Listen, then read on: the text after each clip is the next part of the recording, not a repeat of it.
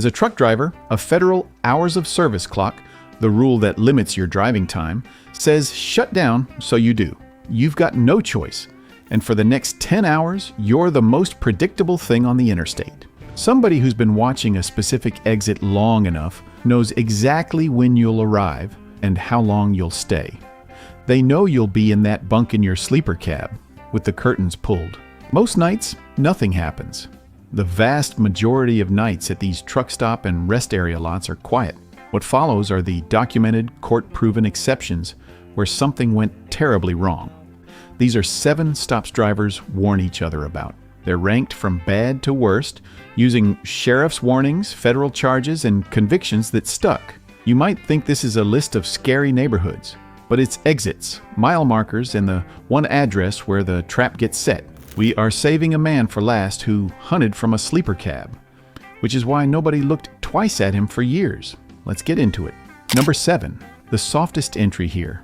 Nobody pulled a gun, nobody got hurt, but the evidence shows it worked, and it worked on drivers. The Pennsylvania Turnpike rest stops through Somerset, Westmoreland, and Dauphin counties. A tired driver walks in from his rig to grab coffee. A second man starts walking beside him, friendly, talking about a winning lottery ticket and an unbelievable offer. The script is simple. Help me cash this ticket. Double your money. I just need to count your cash to prove you have the cash. 7 men ran this con. When the law caught up, they found CB radios, the radio band truckers use, in the evidence pile.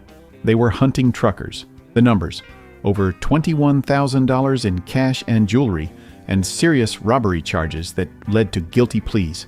Nobody got rich, nobody got killed. But every driver who handed over a wallet remembers the moment he realized that friendly stranger was just following a script. Any stranger opening with a big prize and a request to count your cash is running the exact same play. The only move is to keep walking. Number 6. This one changes what you consider a bad stop, because nothing happens to you in the lot. The theft happens days later, and the danger starts at the pump you just used. North Texas truck stops in Garland, Irving, Arlington, and down in Smith County. A driver fuels up, the transaction goes through like normal, and he rolls out thinking he's had a clean stop. Under that pump panel, a skimmer, a tiny card reader, silently stole every digit of his card. Here's why that matters. Garland PD led a police operation against a group planning these devices specifically on diesel islands, and the scale is what should bother you. The same crews also stole diesel by pumping it out of the fuel islands. One van with a hidden tank was taking 1,500 to 2,500 gallons of stolen diesel a night, every night. The operation alone prevented around $10 million in losses. And the theft wasn't just from cards. The other end of the crime is an ordinary-looking van parked over a hidden tank. A hose runs from that tank into the fuel island's pipes, while the driver inside sleeps or grabs a shower. Your card is a wallet with wheels. Give the pump a hard look before you swipe it, especially if the seals are broken or the reader sticks out. Number 5. The next one isn't about what happens while you sleep. It's about what happens in the 11 minutes you walk inside. Ash Fork exit off Interstate 40 in northern Arizona. A driver locks his rig and walks across the hot pavement toward the building. Before he's even paid for his coffee, 2 unmarked Sprinter vans are backing up to his trailer doors. The Yavapai County Sheriff's Office put out the warning after a high-value tech shipment disappeared. 2 vans, 4 pallets, 11 minutes. The freight was worth up to $175,000. The crew didn't need the driver asleep. They needed him out of the cab. That speed makes traditional safety advice. Park in a well-lit area, lock your doors, feel almost meaningless. And I stand by it. A shower is longer than 11 minutes. Your trailer is always at risk the second you lose sight of it. Number 4. This one changes where the danger starts because it makes your choice of lot almost meaningless. Louisville, Kentucky is where the charges landed, but the trap started rolling at the shipper's gate. A driver checks his mirrors as he pulls out, sees nothing but traffic. A few cars back, a lookout is already on the phone, reporting the trailer's description and direction. The ring worked distribution centers, not truck stops. They tagged high-value loads, followed the trailer, and waited for the driver to park. anywhere. Then they stole the whole rig, abandoning the tractor, the truck that pulls the trailer, 20 miles away. The conspiracy topped $30 million, and the ring's leaders got convicted. The variable isn't the lot you pick, it's the freight on your deck, the trailer bed. You become a target the instant you roll out, and a vehicle that's still behind you after 2 turns is the only signal you're going to get. If you drive, you already know the exit near you that gives you that feeling. Drop the exit number and the lot you won't shut down at in the comments. That's the map nobody's written down yet. Watching that comment section fill up with local knowledge, that's how the guys who've really been out here find each other. And if this ride's been worth the company, hit subscribe. It's cheaper than a tow bill and a lot more entertaining. Number 3, we're inside the serious ones now, and the first thing number 3 does is kill the 3 a.m. dark lot cliche. This was 10 minutes to 5 in the afternoon. Hesperia, California, the pilot truck stop at US 395 and Joshua Street. A driver is tricked into leaving his cab by a man asking him to look at something, a problem with a trailer, an odd noise, the oldest, kindest reflex on the road. No shame in it. He follows the man into the narrow corridor between 2 parked trailers. It's a canyon of fiberglass and steel, where no one at the fuel island or the diner can see a thing. One man becomes 5. He is beaten and forced to an ATM, robbed. The San Bernardino County Sheriff's officers took the report, and the lesson is simple. Nobody who genuinely needs help needs you to walk between 2 trailers to give it.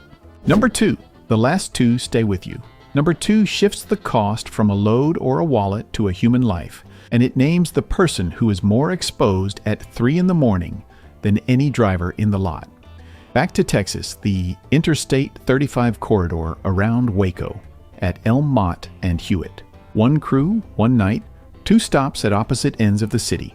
They robbed the Waco truck stop, then moved to the Gator stop in Elm Mott and attempted a robbery there. Behind the counter stood Deepak Oli, 30 years old, a face every driver on that stretch recognized.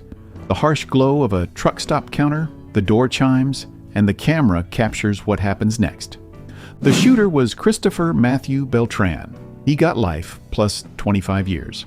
When we talk about a dangerous stop, the person taking the biggest risk is often the one who can't leave, the man or woman behind the register. His name was Deepak Oli. He was 30. Number 1.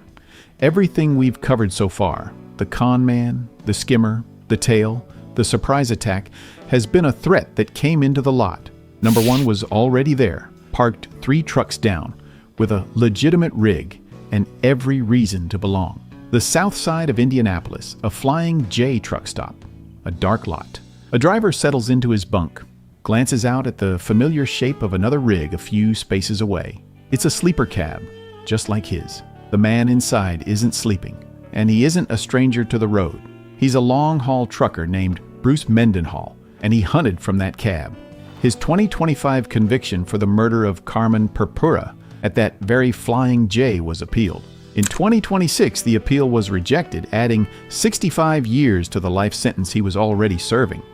The lot's greatest defense, everyone here is a driver, became the weapon. The camouflage was the sleeper cab itself. The clock says, stop, so you stop. For 10 hours, you're the easiest person to find on the interstate. Trust the lot's routine, but never trust it more than your own instinct. Not one of those 7 is really about a truck stop. A con, a pump with a skimmer, 11 minutes, a tail, a daylight surprise attack, a dead clerk, and a hunter 3 trucks down.